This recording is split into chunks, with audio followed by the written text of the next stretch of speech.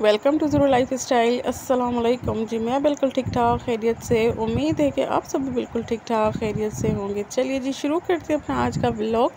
तो यहाँ पर जी मेरी तैयारी से आप सबको अंदाज़ा तो हो गया होगा कि मैं सालन की तैयारी कर रही थी। तो जी हाँ, मैं लंच की सालन की तैयारी कर रही थी। तो यहाँ पर मुझे आलू कीमा बनाना था आज लंच में। तो यहाँ पर सबसे पहले मैंने प्याज ब्राउन होने के लिए रख दी थी। वो जैसे ही ब्राउन हो गई तो मैंने टमाटर ऐड करके कीमा ऐड कर दिया था और सारे स्पाइसेस मैंने ऐड कर दिए थे, पिसे हुए और कड़े मसाले सारे।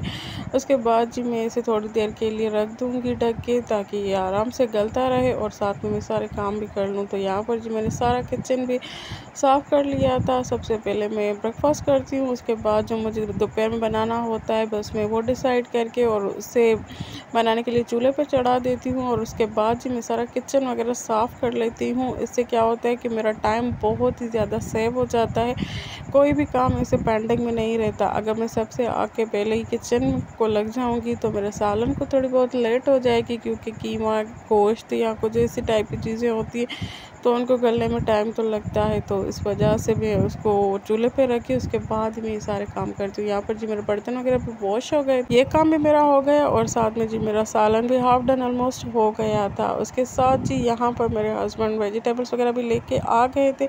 ये बस मुझे सेटल करनी थी, क्योंकि सारे वीक के साथ ही ले लेते हैं और क्योंकि बार बार लेने की मुश्किल भी हो जाती है। कभी हस्बैंड ड्यूटी पे होते हैं, कभी कुछ कभी कुछ।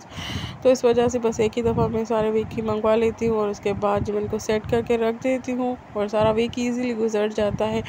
तो बस अगर हम थोड़ा बहुत अपने दिमाग में टाइम टेबल बना लें, किसी भी चीज़ का स्केच बना के उसको ही फॉलो करते जाएं तो हमारे लिए बहुत ही ज़्यादा कोई आसानी हो जाएगी। जिस टाइम पे बच्चे स्कूल होते हैं उसी टाइम पे हमें सारे काम मैनेज करने होते हैं कि जल्दी जल्दी से सारे काम हो जाएं, उसके बाद जी हम उनको टाइम दे सकें, उनकी रूटीन को फॉलो कर सकें। यहाँ जी सबसे पहले मैंने फ्रिज को भी अच्छे से साफ़ कर लिया था आज, क्योंकि पता था कि इसी दिन मुझे वेजिटेबल्स मंगवानी होती है। तो सबसे पहले मैंने सुबह में यही काम कर लिया था कि फ़्रिज को साफ़ कर लिया था। उसके बाद जैसे ही वेजिटेबल्स आई तो बस मैंने उनको सेट कर लिया। और यहाँ पर जी बहुत सारी वेजिटेबल्स बच गई थी जो मुझे साफ़ करनी थी, सॉर्ट आउट करनी थी, उसी के बाद ही रखनी थी, क्योंकि ये अगर ऐसे ही रख देती तो वो जल्दी से ख़राब हो जाती। अगर साफ़ करके जिसकी जो केयर है वो करके रखी जाए तो काफ़ी दिन तक वो चल जाती है ईज़िली। तो सबसे पहले यहाँ पर मैं पुदीना साफ़ कर रही थी। और मेरी एक नेचर ये भी है कि वेजिटेबल्स आ जाती है, कभी कभार इंसान थका हुआ होता है, कभी कभी मूड नहीं भी चाह रहा होता है कि आज मैं नहीं करूँगी, ऐसे ही उठा के रख दूँगी। तो फिर भी मेरी इनर सेटिस्फिकेशन नहीं होती, मैं कहती हूँ नहीं, फिर तो मैं रात को सो जाऊँगी तो थकन उतर जाएगी, तो मैं काम कंप्लीट करके ही सोती हूँ। तो बस उसी चक्करों में मैं सारा काम कर लेती हूँ कि नहीं, वेजिटेबल्स वगैरह भी ख़राब हो जाएंगी, थोड़ा टाइम लगेगा तो साफ़ हो जाएंगी और ये अच्छे से सारा वीक भी चल जाएंगी। तो बस उसी वजह से बस एक काम करती हूँ दूसरा करती हूँ, तो एक दूसरे के पीछे सारे काम होते जाते हैं, अल्लाह बाकी हिम्मत देता जाता है। तो बस यहाँ पर मैंने पुदीना भी साफ़ कर लिया था। उसके बाद जी मैंने हरा धनिया भी कट कर लिया था, बहुत बारीक तो नहीं कट किया था, रफली चॉप कर लिया था। तो थोड़े बहुत मैं धनिया वैसे भी रख दूँगी। यहाँ पर एयर टाइट बाउल में टिश्यू डाल के उसमें मैंने सेव कर लिए थे, ताकि किसी सालन में ऊपर से गार्निश करने होते हैं तो वो ही मैं कर दूँगी। बाकी सबके मैं क्यूब्स बना के रख दूँगी, क्योंकि काफ़ी टाइम से मेरे क्यूब्स ख़त्म हो गए थे।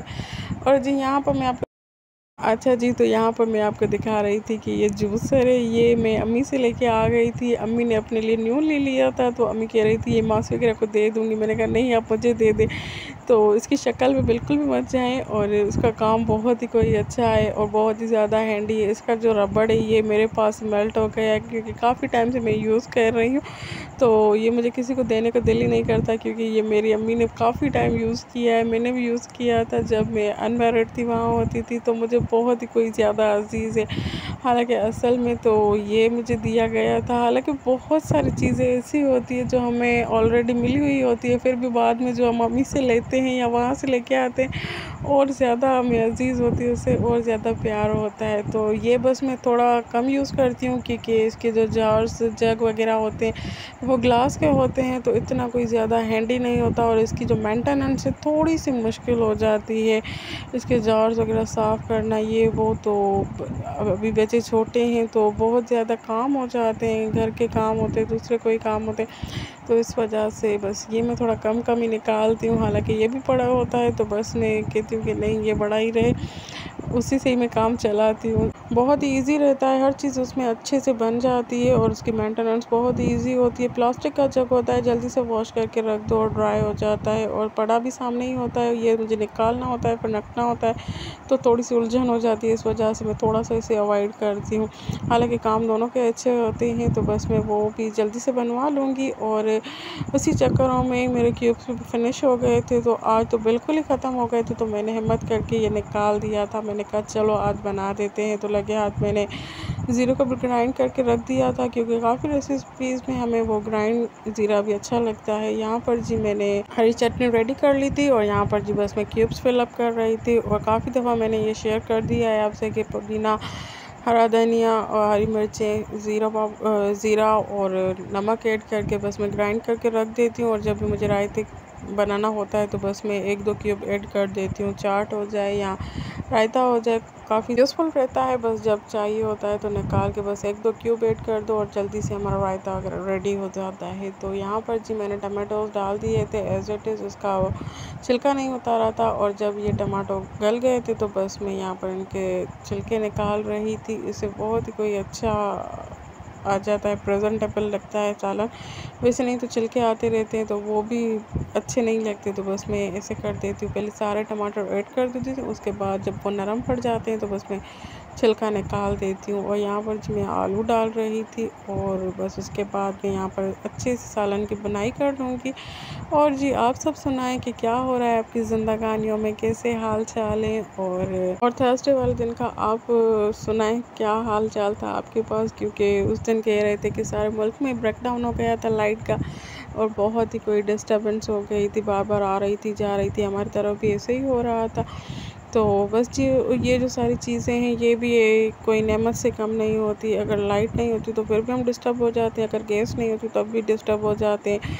और मज़े की बात कि उस दिन लाइट भी सारा दिन ही ऐसे डिस्टर्ब कर रही थी और उसके साथ साथ दूसरा नोटिफिकेशन भी जारी हो गया था कि 15 अक्टूबर से गैस की भी लोड शेडिंग हो जाएगी, सारा दिन नहीं बंद होगी। बस 3 टाइम खाना बनाना होगा तो 3 टाइम भी हमें 2-2 घंटे खाना बनाने के लिए बस गैस मिल जाए, ये भी हमारे लिए बहुत बड़ी गनीमत है। हीटर और गीज़र का तो कोई कॉन्सेप्ट ही नहीं होगा।